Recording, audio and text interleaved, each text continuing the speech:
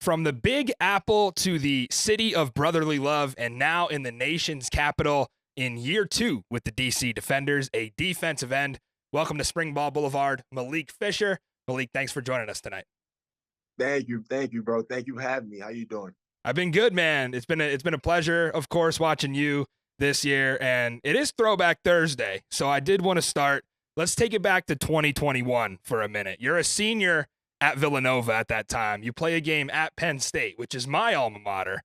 And I remember watching you that day and being there and walking away from that game thinking, this is a really good FCS level defense. Penn State couldn't run the ball, couldn't pick up third downs from what I remember. It was close for a while. And then the next week, you guys go knock off number 3 JMU. So that team was for real. When you think about your time at Villanova, what made that 2021 team so special? Well, I mean, that year we had a close group. You know what I mean? We had a real good group of guys, and we had some ballers, like just some flat out straight ballers. I mean, even up until now, we still got we had Christian Benford, who was a perennial starter for the last 2-3 years in the league for the Bills, and he was a 6th-round draft pick. We had Forrest Ryan, who was a first-team All-American linebacker. He was just one of the leaders of the group. We had another linebacker, Amin Black, a couple young guys that's still there now that's balling, and I was a part of the defense as well. So we really did truly have a lot of ballers, and just the way that we played and the culture that was built at Nova has always been defensively minded, defensively set. When I was getting recruited, they were the #1 defense, and they had guys like Tano Passanio, and it always starts with stopping the run. And we played a 3-3. So everything was about just clogging those holes up. You know what I mean? I played 4-eye in college. So I was basically damn near D tackle for most of my time in college. But that's what it was all about. And we went up there to the state. We was trying to make it happen. You know, It was we was close trying to for a make it while, happen. man. It was Yeah, I was yeah. sweating. It was a good game. It was a close one. But I mean, playing in that stadium was crazy. That was a day that I definitely remember, because 100,000. You showing up. I mean, you gotta drop. You gotta drop it. You can't let no piss run down your leg. You gotta own up to the fight. And I think we did that day. And that was a good game for us. Yeah, certainly gained some confidence from that one because, you go out the next week, knock off number 3 JMU. And a lot of people forget FCS actually had a shortened spring season earlier in 2021 because fall 2020 got completely wiped out due to COVID. So you ended up playing like 17 games in that calendar year. What was that like, and did that prepare you for this spring football grind now? So that was definitely different, especially the spring season when we came in playing, and honestly, in a way that I may not have understood, but a lot of people may not have understood as well. It did prepare me, as I would have not known that I would have to play in the spring later, because honestly, going into that spring season, it felt a little off. I let the yearly schedule throw me off from how I naturally thought of football, or nobody's worried about this right now because you're playing in the spring. But honestly, it taught me like, it doesn't matter when you playing or where you playing. If you playing ball, you better show up. And I think that's something that was an underlying thing that I carried on when I finally got back into playing professionally in the spring last year for the DC Defenders, because at that point I was coming off of a couple injuries as well. Like when I left school, I had got injured. Not really injured. I was playing through injury, but I got surgery right after I left Nova, like a yearly ending, like finally get something fixed up in my shoulder. And then I went 6 months. I had no pro day, and I had a couple of little looks and stuff. And then I went to rookie minicamp with the Saints, and that's what opened up the opportunity for DC to find me. And after that, I got surgery again 6 months before the XFL season to start last year, and I got cleared. And then that's when I finally was able to wash my hand with all injuries. And it was like, all right, from now on, we had nothing to worry about. Let's build, let's ball. And that's kind of why last year was really like a red shirt year for me. Get better, learn the ropes, play on special teams, just find a way, but really learn and get better. And I was able to pick up a lot from a lot of the guys that we had in the room. And then I took that into the summer and the offseason that we had this past summer. It was the merger. It was so much going on. And it kind of reminded me of how COVID was, all the unknowns. And instead of getting lost in the unknowns, I had already learned a lot from just knowing that no matter when you play or when you're showing up, you better be ready. And I think that was a big thing that I learned from that time that allowed me to carry it on and, you know what I mean, taking advantage of now. And honestly, I see the type of growth that it would allow me to get, you feel me? So I actually do think that there was some benefit in that little awkwardness that we had going on during that COVID time. Yeah, it definitely seemed like it. And that was a little bit about your background. Let's get into the present now, as you were kind of hinting at. You lead DC in sacks with 6. That's also good for third in the entire UFL. Seven actually. You got a They had to 7th? correct.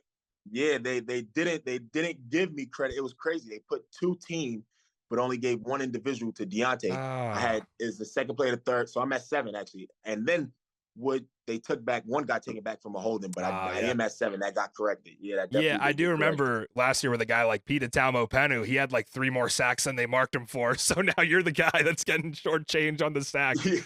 So yeah, leading them with 7. It's been a breakout season for you. You're third on the team in tackles. How do you go from sort of that rotational piece in year 1 to becoming the best pass rusher on the team in year 2? So I mean, a big part about it is just benefiting from the pass rushers and the talent that we have in the room. I mean, we have so many players that rush differently, but all rush great. And even last year, we had even more guys. And a big part about it was the culture and the vibe that we have in the room is just always learning from each other. Somebody sees you do this rush, it's nothing where they're trying to send shots at you. They may be like, "Yo, bro, I see you false stepping before you rush, fix that up," or bro, when you cross chop and do this. And I think we're able to benefit and learn and teach a lot from each other. And especially last year, there was so much less pressure on me not having to be the guy, that I was able to take that time to really learn, to really work on stuff, to really not be as good at what I want to be, but actually be able to try it without having to worry about it working, because I wasn't the first or second guy going in. I was just rotational. And having that time to really learn and watch how guys were rushing, and then those guys being open, David Bellamy, Andre Mintz. This year we had Trent Harris coming. He helped me out with a lot of stuff. For Dahl Brown, we had last year. These are all guys that, unlike me, have NFL experience, have been in NFL buildings, and being able to benefit and learn from everything that they have is what actually, honestly, was a big part of allowing me to grow into who I could be with my athletic ability and my natural talents that I brought. But like I said, I played 4I in college. So it was a quick transition to just be out on the edge rather than being inside. So it was a big part of a lot of that stuff.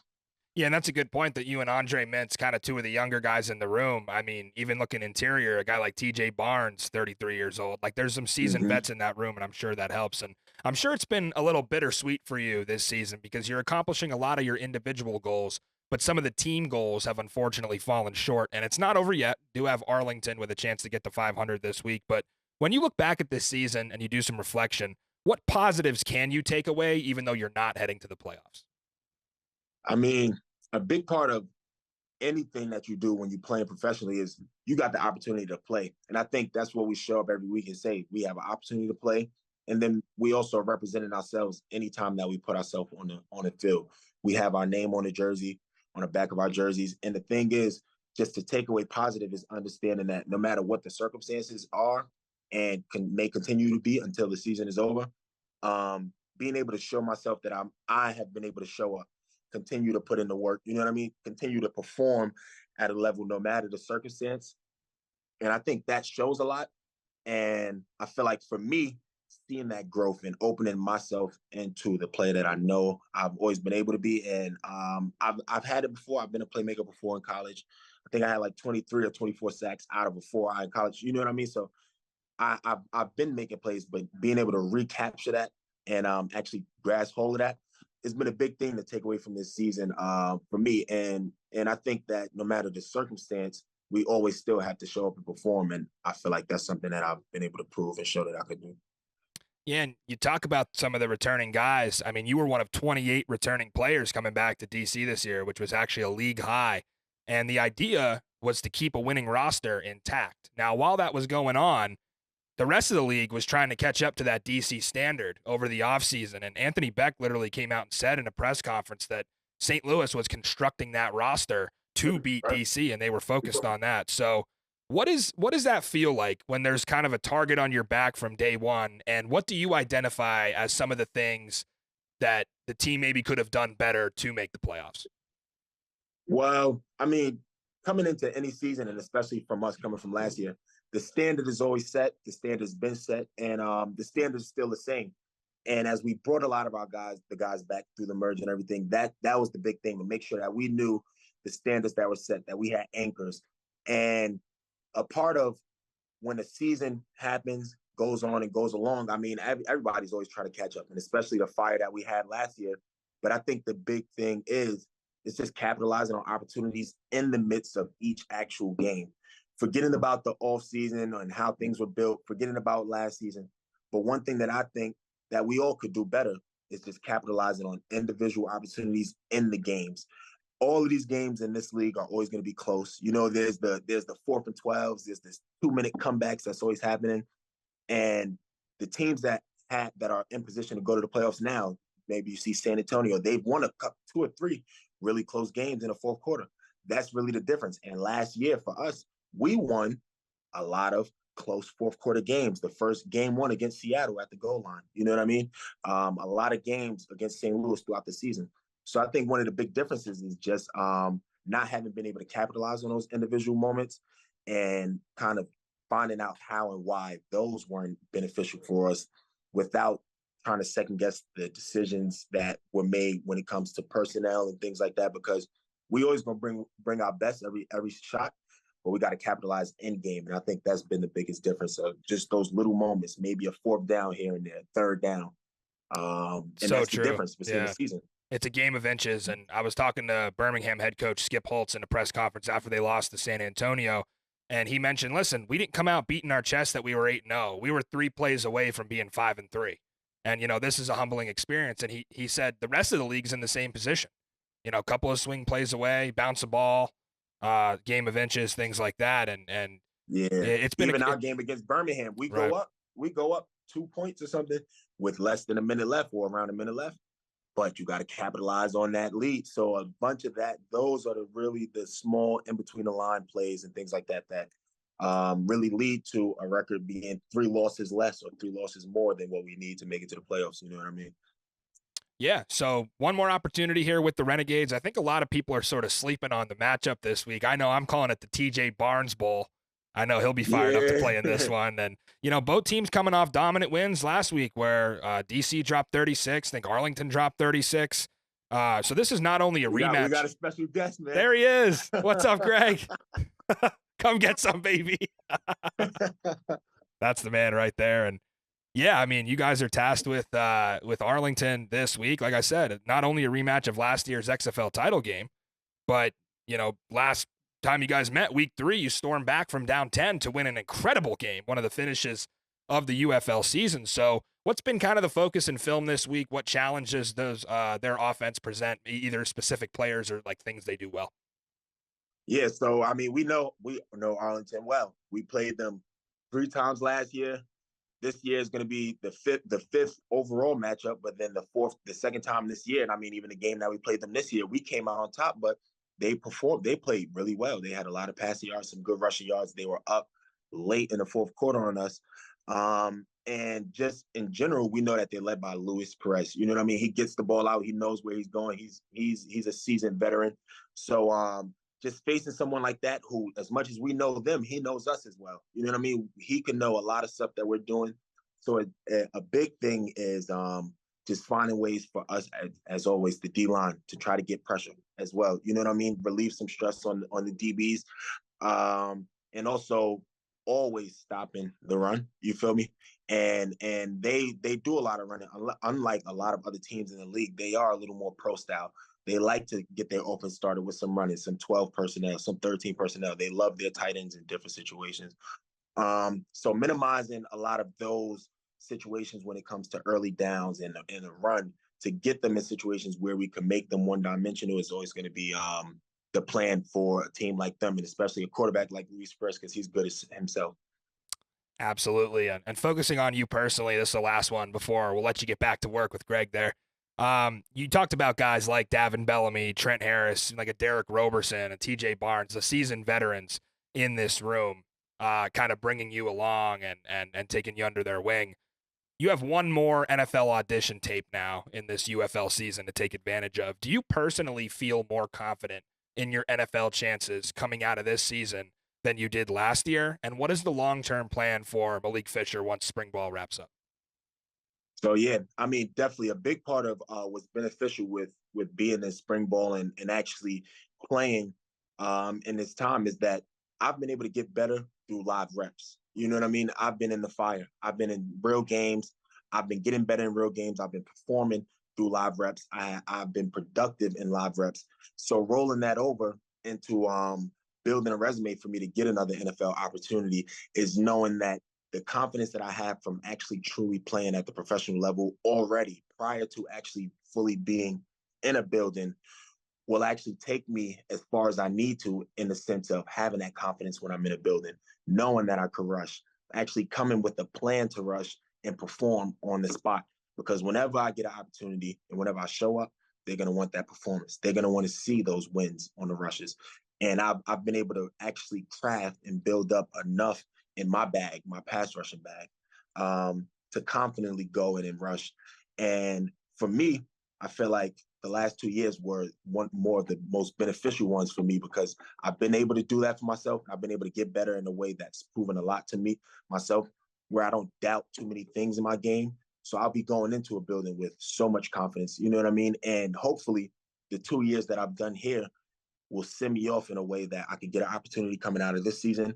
And hopefully I could be one of the good tale stories for spring football and start extending and building my own career at the next level in the NFL, and showing other people that spring ball is definitely beneficial and it's the perfect place to actually go and get better when you do the right things here.